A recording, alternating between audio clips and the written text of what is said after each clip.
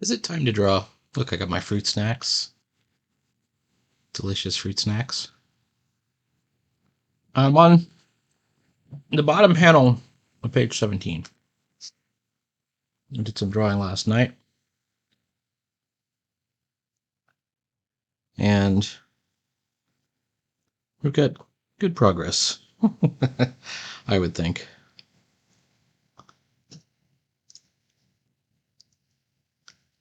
I wanted to have this curve. I like this curve that's over here on the side.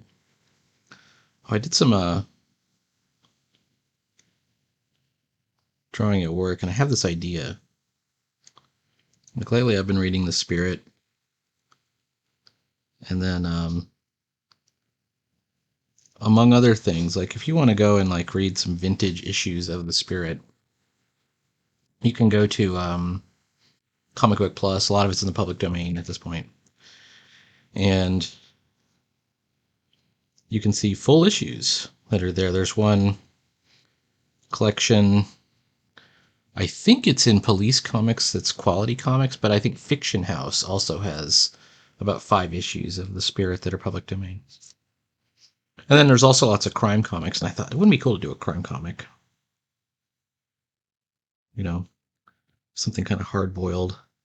I still want to do my superhero thing, but maybe low-powered, like The Spirit. The Spirit is a sort of hero, superhero.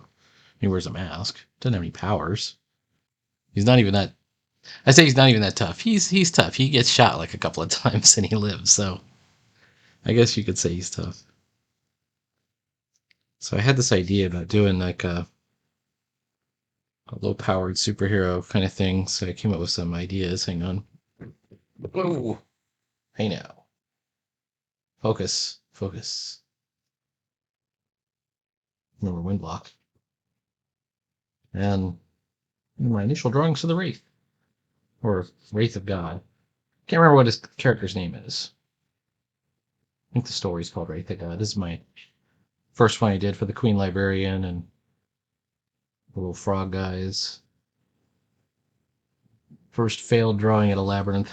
This is an actual page. Oh, I did a couple of pages of Prometheus Powers. I have an underwater tale I want to do. But I had this idea about doing either a tough guy.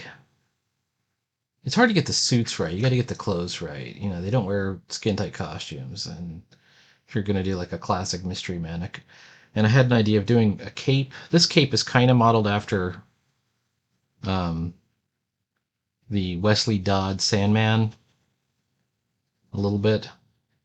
And this is kind of a gangster looking suit. I think that's where the buttons go. And then I had the idea of doing a pea coat, which has the same kind of button thing, although I did this backwards. And I started really studying the pea coat, and I think I did this wrong. So I came up with this one, this idea. This is called a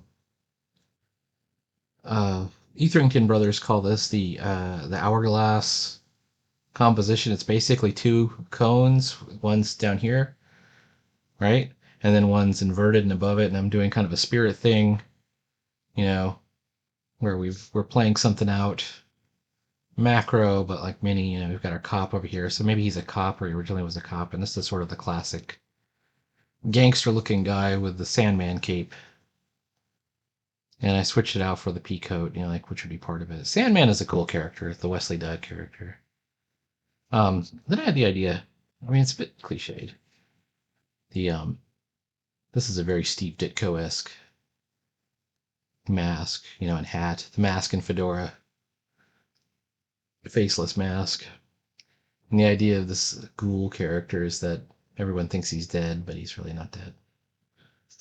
And I love monsters, so I tried to redraw it a little bit, but with a maybe a longshoreman instead of a cop. So this is the classic pea coat. Did a little bit better job of the pea coat here. This is what your longshoreman typically would wear, right? The knit cap. So I redid it here, and this is it. I don't know if you can see this. And same concept, same inverted, two inverted cones, this cone going this way, this cone going that way, so we get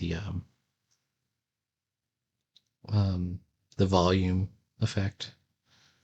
I didn't do as much effort in the lettering, which I could probably do, you know. Typically for lettering like this, I would probably go and find what I think is an interesting font, and I wouldn't necessarily use that font. What I would do is I would try and use it as reference to try and come up with my lettering. So this one is hand-drawn. I bet it's based on a font called Black Castle or something like that. I can't remember what it was. Didn't do a great job with this O, but I liked the sort of semi-Gothic flourishes and stuff. And I might actually go and find this font and see what we can make of it later. All right. So I'm not counting these as completed pages. Obviously, we would need some dialogue to come in here. This is how the Spirit would do. You would have your splash page, but we would also have dialogue setting up the story. One thing I really kind of admire about Will Eisner and the way he would do the setups is he gave you zero exposition. There wasn't any. If you wanted the story to start and the Spirit is marooned on a desert island, that's where he'd start the story. It didn't matter if the previous story had nothing to do with desert islands or whatever. He would just do it. It seems like. I don't know. Maybe I'm wrong about that, but all the issues that I could find, it's like they seem to start out of nowhere, every one of them. You know, even the very first issue, the one with Doctor Octopus, and where he saves the city from the suspended animation serum. It literally starts with him like running to the phone booth to phone the cops before he goes down and fights. You don't know what happened before that. You don't know if there was any investigation um, or anything like that. And I think that's actually quite clever. Um,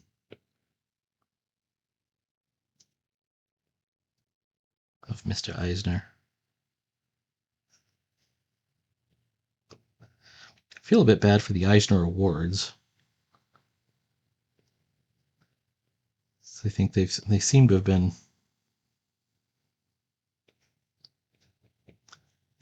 co-opted by people who I don't think would like Mr. Eisner at all.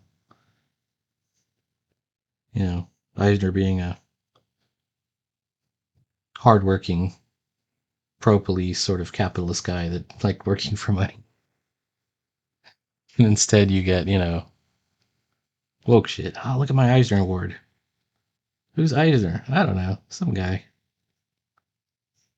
I don't think most of them know who it is. If you get it.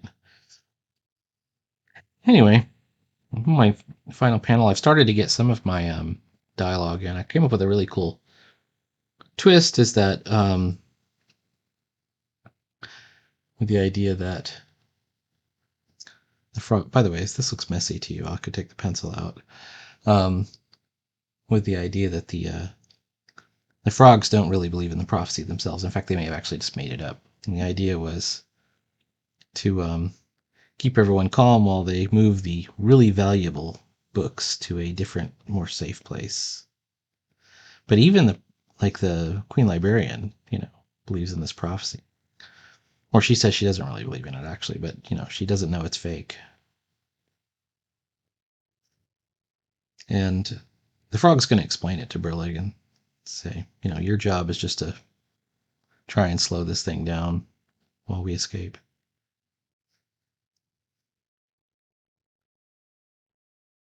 And I think Burlig will say, but Burlig, fight. Oh, they've established that he can talk. So he talks a little bit. He only says his name, kind of haltingly. So we have a good setup.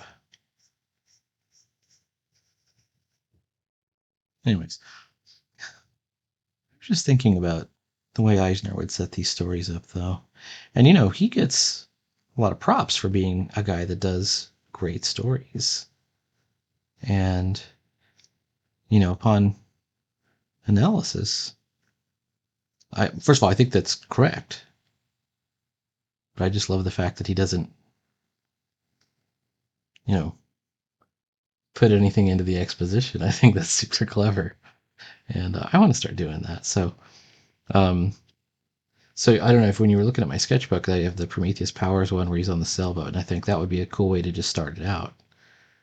Um, although there is kind of a continuity thing I want to take care of, which happened after the latest Prometheus Powers story, where they brought the Stella back to the Freet guy.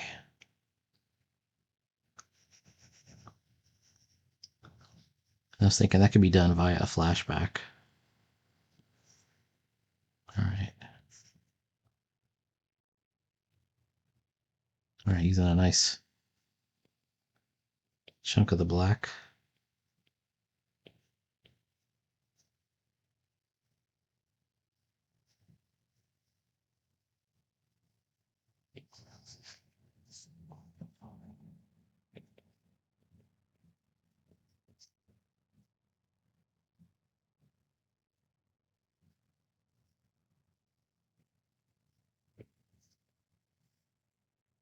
It's always going to look a little bit messy until I clean it up, I guess.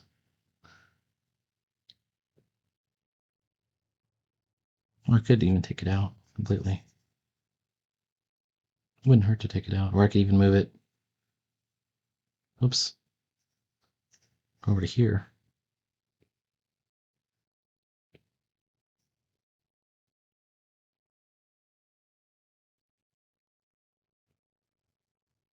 He doesn't have,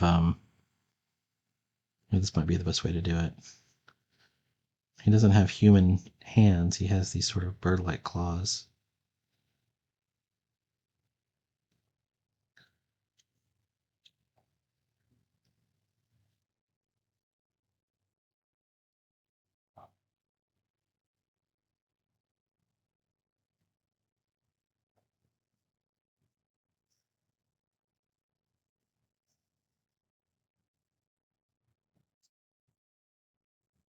I'm wondering if that's okay to leave it white here and black below.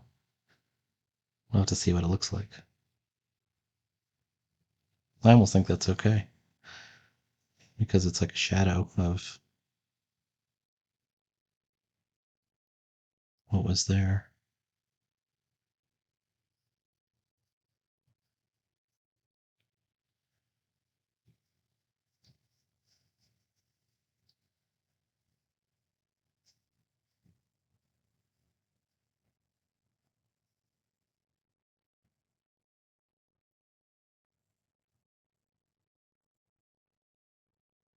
All right. Alas, Babylon.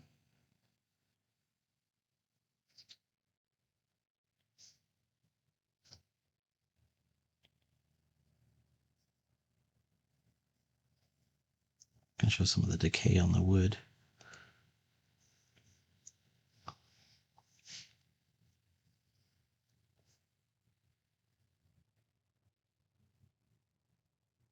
So an interesting video from somebody talking about AI and what that means. It was actually Jake Parker.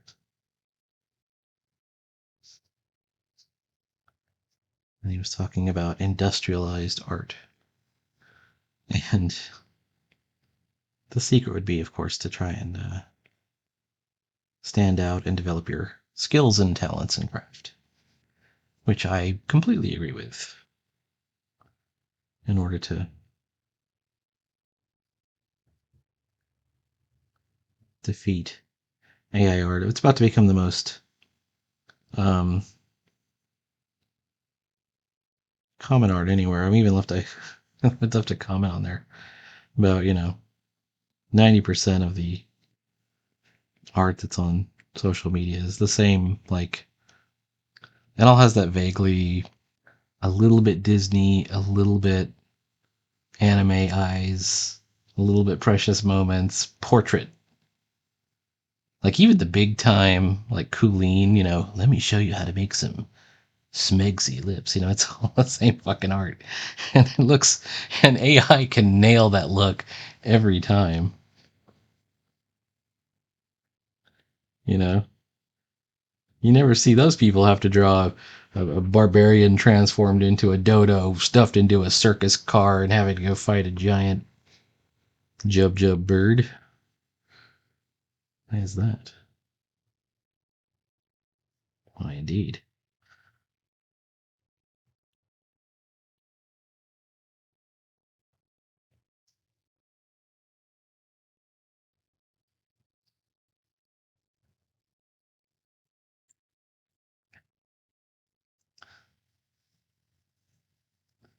The truth is, of course, it's all subjective.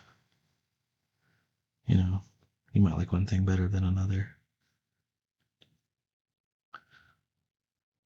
I remember when I was in college and we were playing this huge DC Heroes role playing game, and a couple of us were drawing all the characters, including me. And one dude's character was kind of like ironically enough, kind of like a Tarzan character. It was more like a Khazar. He had a pet, a bunch of other stuff, and I did like my version of it. And then my friend Craig Follender, who was a really, really, really good artist, like a super like, if you go on Instagram and follow Greg Ochier, you can actually see this guy's really good, and he was always that good. Like he's incredible now, but he was incredible back in college too, and he was doing some of them too. And the guy with that character said, "I like yours better to mine. Like it's not as good." He goes, "Yeah, but it's more comic-y." It's true. There is a certain amount of exaggeration and cartooniness that's in there.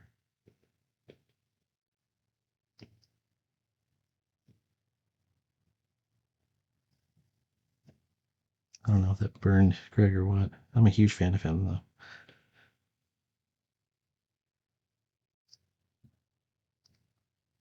He had nothing to fear from me. Oh my god. Super incredible artist.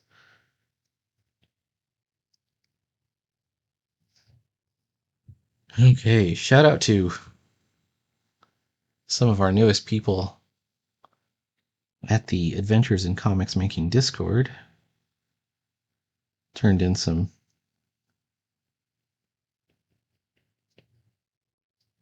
thumbnails and beginning to work on pages for the next anthology, which will be Adventure Awaits, coming out in.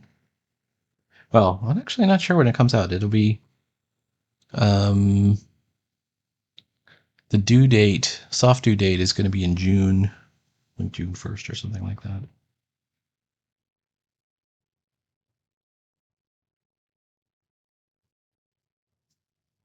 And then, so it's going to be at least, if their stories get done and my stories get done, it's going to be at least 4 stories so far. Verlig will be one of them. Tarzan will be one of the other ones. They have two more stories, and then I'm thinking of also putting in Eden. Like it's all like 10 pages of her done. It's not done, but it's 10 pages of her done. I can just do a second chapter so that we have more of a resolution to it, and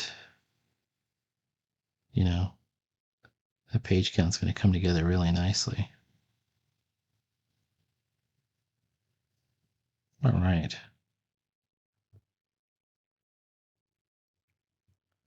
All right, it's our foreground.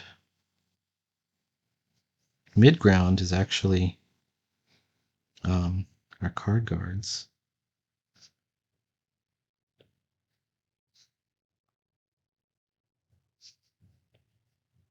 Oops. Kind of like that bend right here.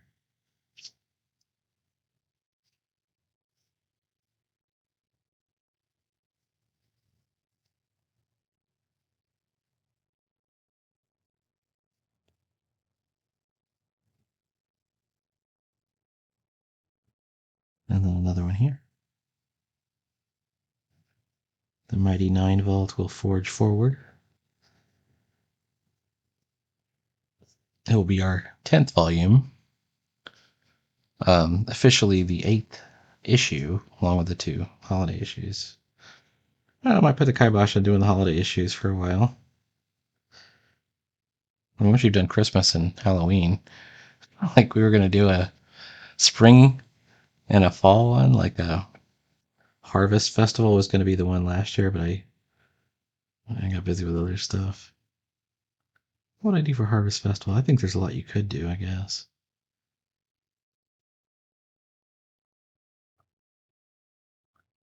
The shadow of the 9 volts falls far, and some people will never find their way out. Let's see.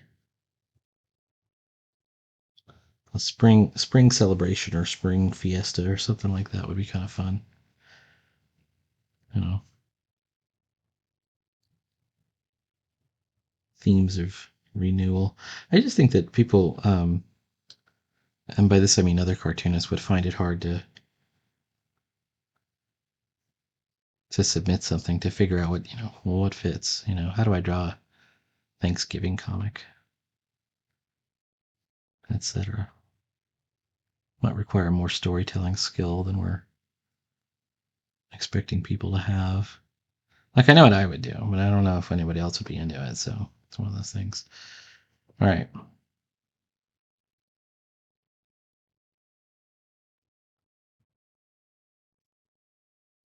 In the end, it's all work. Oh, crud. There we go.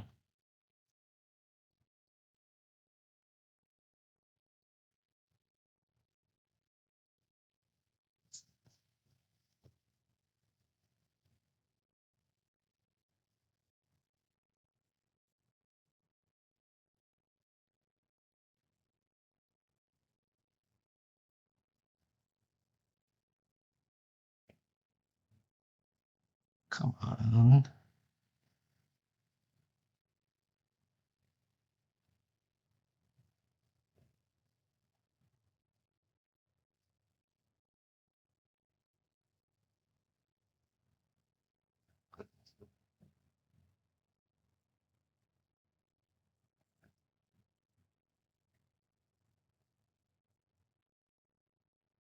You know what's wrong with this rope?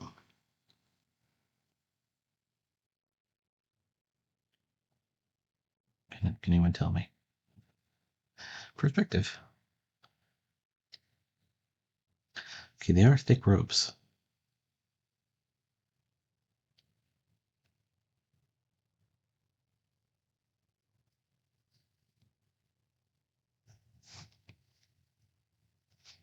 And it's okay to have a straight line just because that's too thick. Because it's taut tight from pulling the cart. But it should get a little bit bigger at the end. Not a whole lot, but a little bit. And same thing here.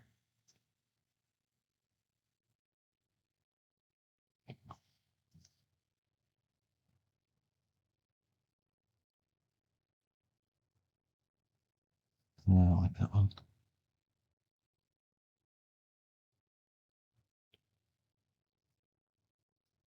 Okay.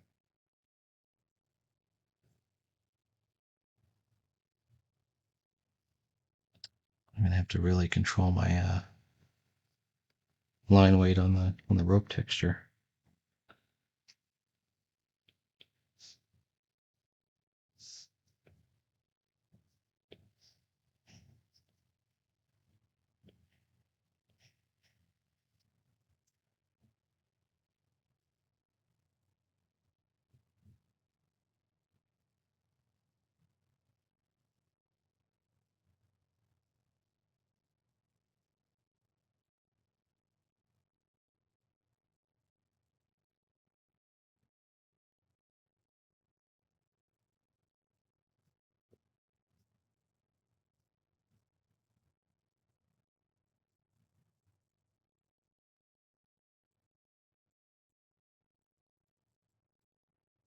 I mean, that feels pretty right there. I don't know. What do you think? All right. I'm going to keep working on this. It's a good chance I'll finish this page, at least this panel tonight. Please like, follow, and subscribe. I'm hoping to get back my color page 3 of Tarzan tonight or tomorrow or at some point. There's no rush on it. Might even be next week or something. But I'm super excited about posting that as well.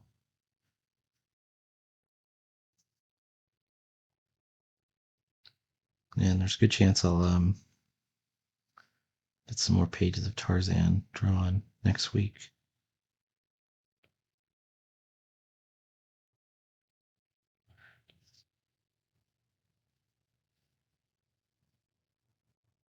All right, things are happening.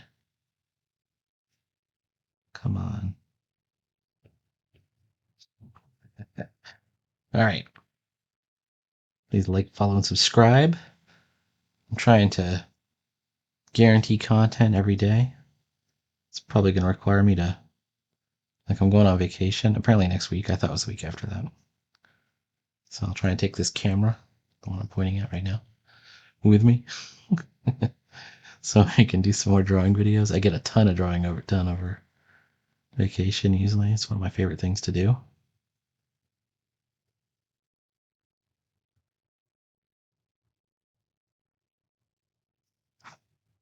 Absolutely love it. And I will talk to you later. Bye now.